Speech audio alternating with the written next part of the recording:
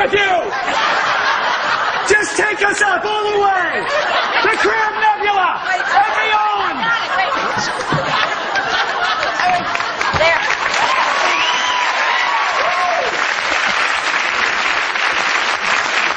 I love space travel. Yeah. Oh, yeah! Come on! All the way, baby! Let's go! How did that happen? I want to go! I want to go! I saw contact! I want to go! Come on! Oh, jeez!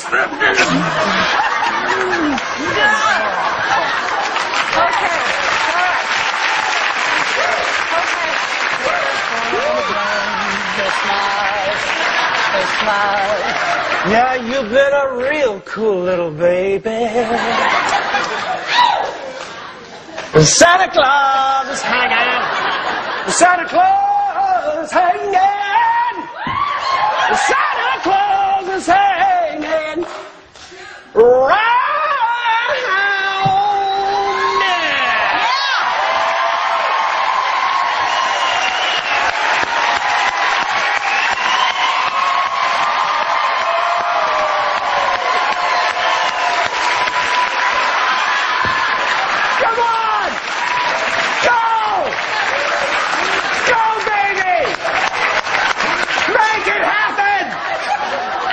retro rockets!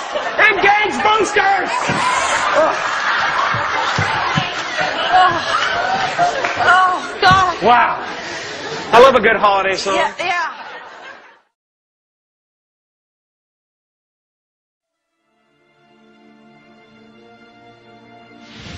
Eckhart's philosophy is basically about the idea that the present moment is all we have. It's all there is and all there ever will be. And most of us live trapped or lost in the movement of thought.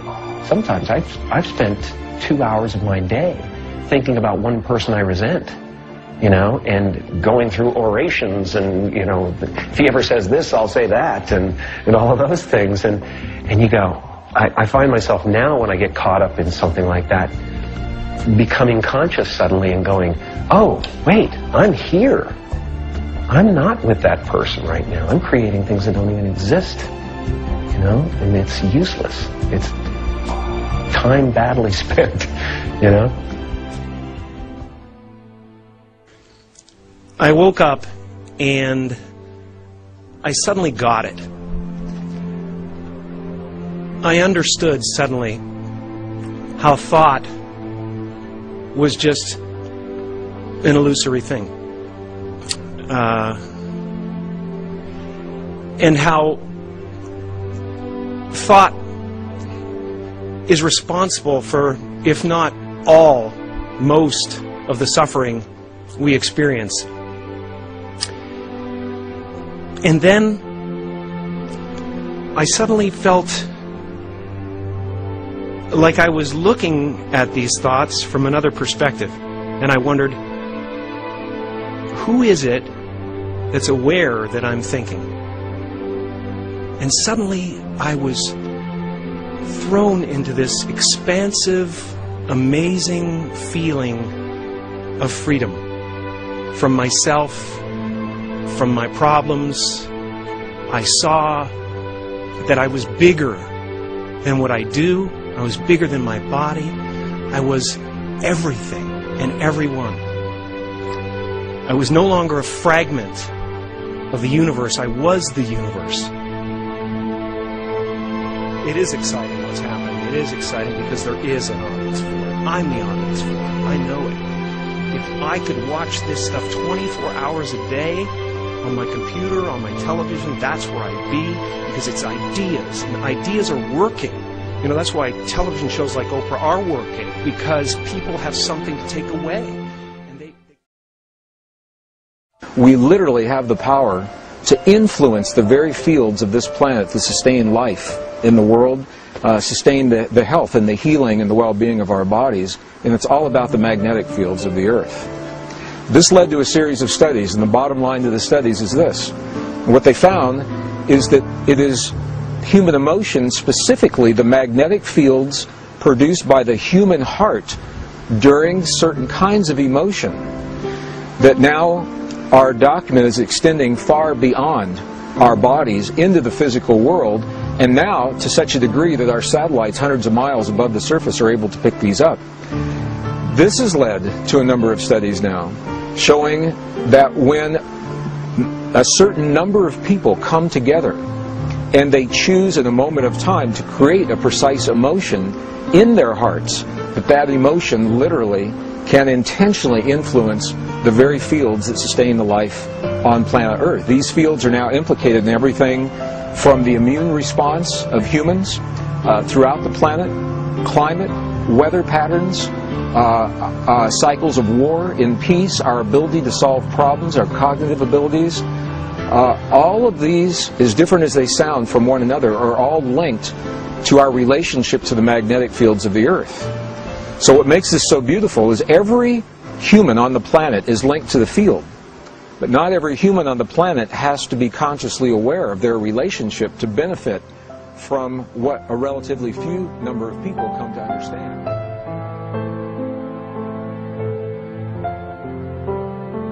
I am totally impressed with you people.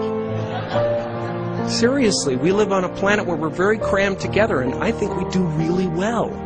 It's just that when we watch the news and we watch entertainment, it's about people's conflicts tied together in the most exciting possible way. And you imagine that the world is this explosive, horrifying place. And the news is all this negativity condensed, you know, and it really is not representative of what the world is or what the world wants. The greatest gift of the Creator was to give each of us our free will to be able to decide how we're going to navigate through the lessons of our own evolution. Your mind is the universal mind, and the only way you access that universal mind is in the now. It's never going to be in the future. Negative experiences will repeat for as long as they remain useful to you. Well, then you have to say, what does useful mean? If something pisses you off, then you're getting use out of it because it's creating an emotional reaction. So if you can learn to have this ballet dance of karma, where experiences move through you without getting stuck to you, and you bless, and you release, and you forgive, and you accept, and you love, then more and more, those experiences won't repeat anymore because you're not going to get any value out of them. They won't have a catalytic value for you. So the focus that you hold in your life determines how your reality turns out. And I'm sure everyone on this stage is living proof of the fact that you can intend an entirely different life for yourself. But at least I know where I want to go. And I want to take as many people with me as I possibly can, because the feeling is amazing.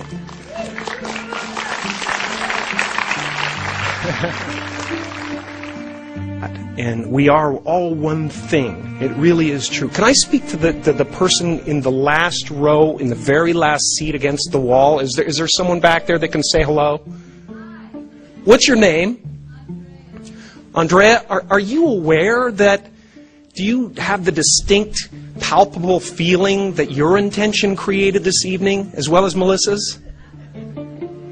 Do you understand that all of this entire event is happening inside you?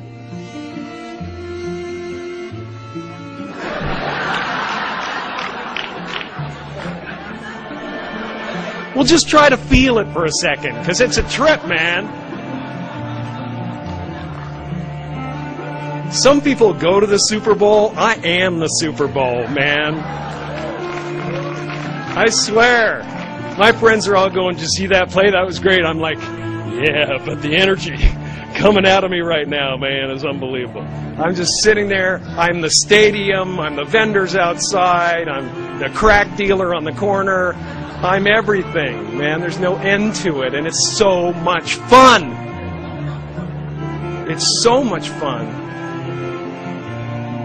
So, I hope you can feel that, and I hope you understand that you are one of the creators of this evening, that your intentions and your desires created this evening as well. And then I hope you are able to ask yourself, why did I get such a crappy seat? And be okay with it. I mean, you're in the last row, in the last seat. And yet you created this.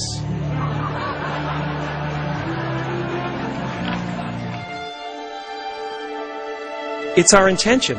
Our intention is everything. Nothing happens on this planet without it. Not one single thing has ever been accomplished without intention.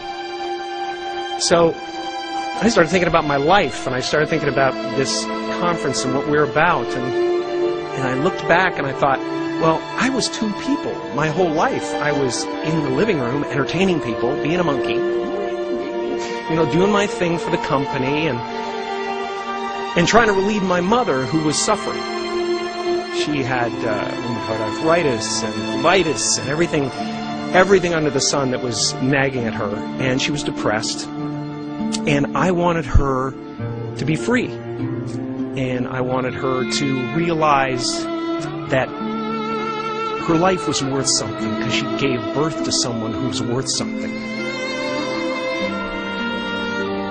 And then I would go into my room and I would sit with a legal pad. I was a little kid. I would sit there and I would try to figure out what it meant, what it was all about. Why are we here? What is this? And one day I read something from Buddha that said that all spirituality is about relieving suffering. And I suddenly realized that's what I'm doing in the other room. and I'm aligned. You know, my purpose is aligned with this. So I felt incredibly lucky. I lose sight of that all the time. I get caught up in different concerns and ego concerns. But I'm so lucky to be a part of this community and to do something that is of value.